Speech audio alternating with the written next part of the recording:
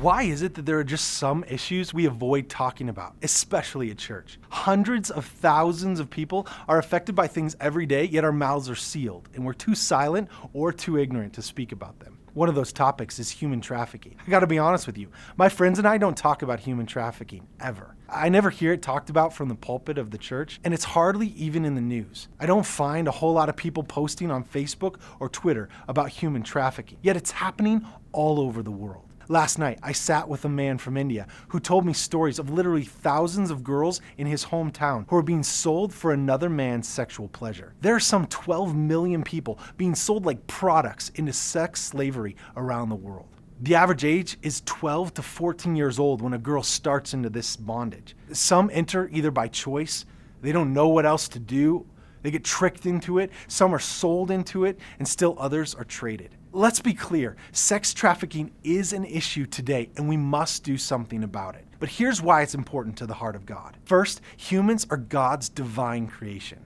That means that God has exercised his sovereignty and creativity in the creation of you and me and all humans alike. We also must remember that we, as the creation, are a reflection of the Creator. The Bible said in the book of Genesis that God created man in his own image. In the image of God, he created him. Male and female, he created them. So it's not much of a stretch for us to say that if we mistreat humans, we're mistreating the very beings that God chose for his image to rest upon. And honestly, mistreating God's image is not something we should ever mess with. So that said, we must also remember that the main goal of mankind is to give glory to God. We are the creation, and we must honor and glorify the Creator. So when humans are used for another man's pleasure, we've missed the target. The end goal is not our pleasure, it's God's. The Bible is loud and clear as to why we do anything in this life. In 1 Corinthians, it says, "So whatever you do, whether you eat or drink, do it all for the glory of God." So get this,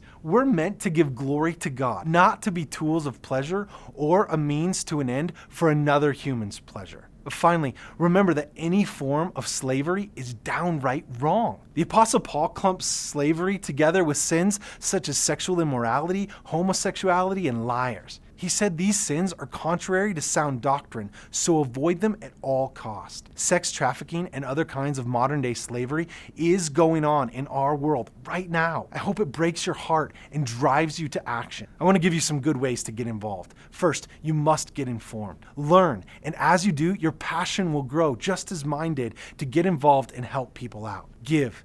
Giving is one of the greatest ways you can help someone who is trapped in sex slavery. Give to a trusted organization.